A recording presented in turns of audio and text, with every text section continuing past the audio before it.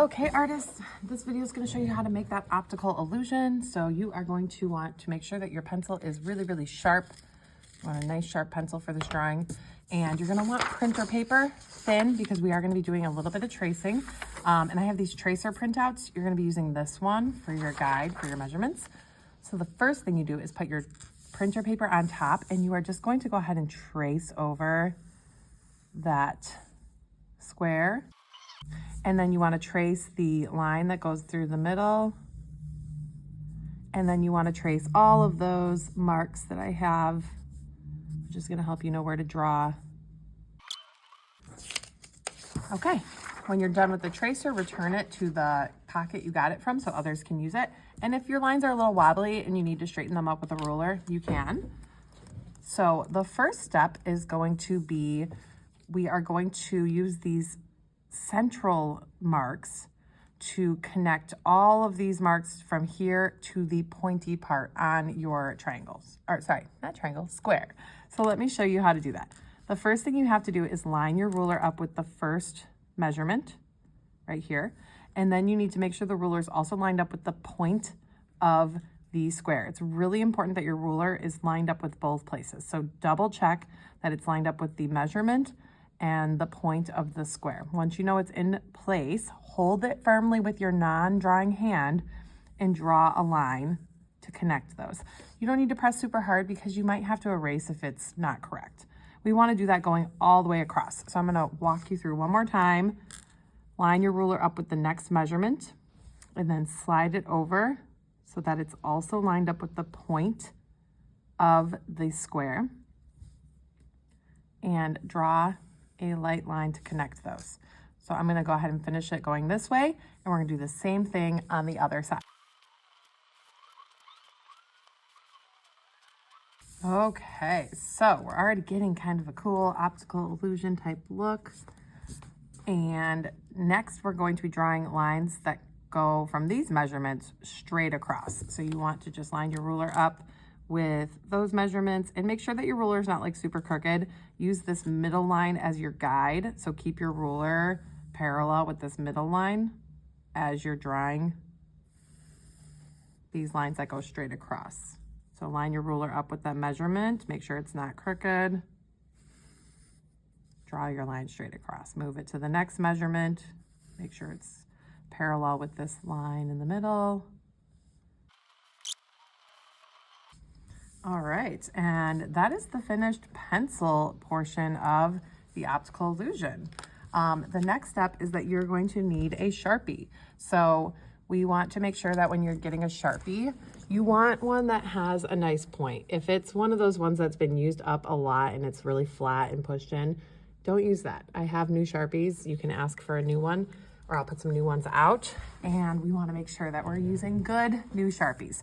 So what we're going to do is we're going to color every other square with the Sharpie. So pick one spot to start. Do not jump around. You have to work row by row or you will have a mistake.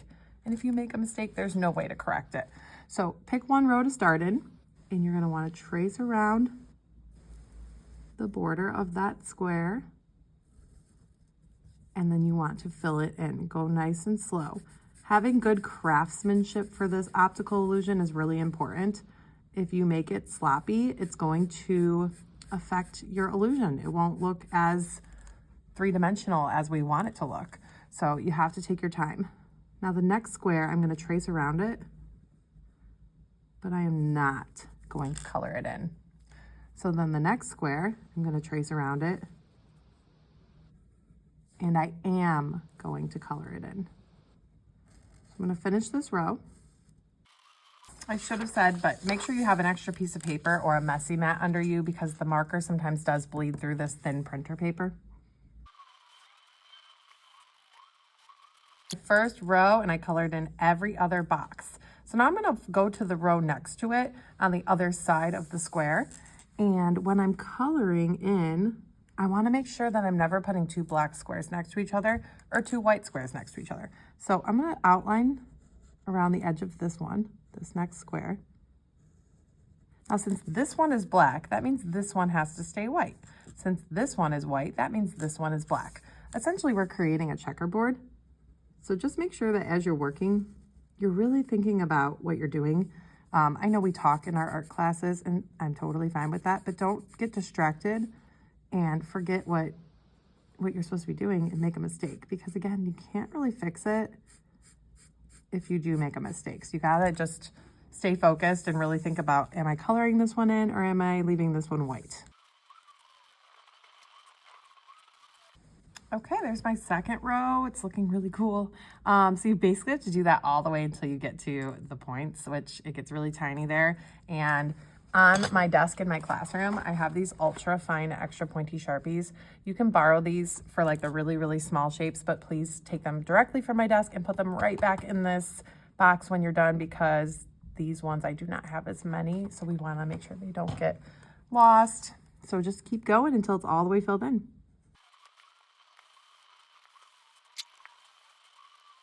Oliver Gall, please come to the office for dismissal.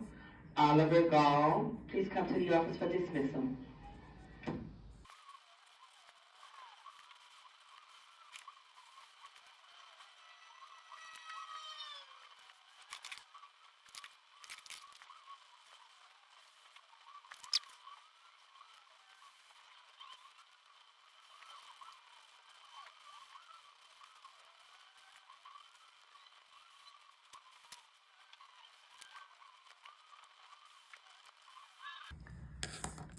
Okay, I am done. I filled it all in. It took quite some time because you really just have to go slow. You cannot rush it. I'm just going in with my pencil now to make sure I don't have any pencil marks showing. I want to erase all those. And now you have the choice to either leave yours white and black, or you can make it kind of rainbow colored like some of the examples I showed you, or if you want to add your own color palette, you can. But we are going to cut these out and mount them if you're planning on having this be your art show artwork.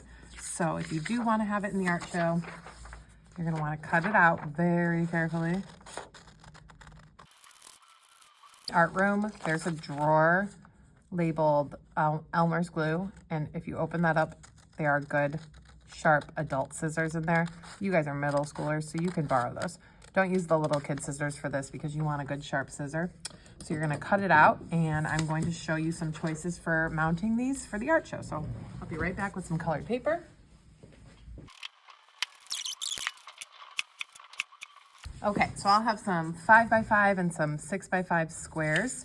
So what you're gonna wanna do is mount your optical illusion on the smaller square first. We're gonna use glue sticks for this. So always put the glue on the back of the thing that you are attaching to another piece. So the optical illusion will get the glue. Make sure to get all the way up to the edge.